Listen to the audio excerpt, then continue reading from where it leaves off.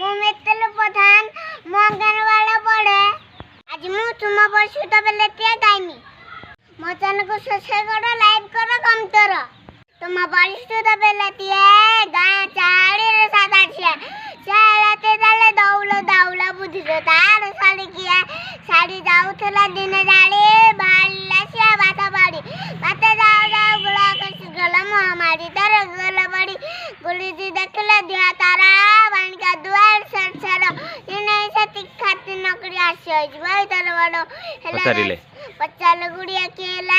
ଏତେ ଶାଢ଼ୀ ଦାଦା କିଏ କଲା ପିଲାଟି କହିଲା ବେଗା ଶାଶୁ ଖାଦରୁ ଗୁଳା ଘଷି ଗଲା ହେଲା ତା ସାଲ ସୁତିବାର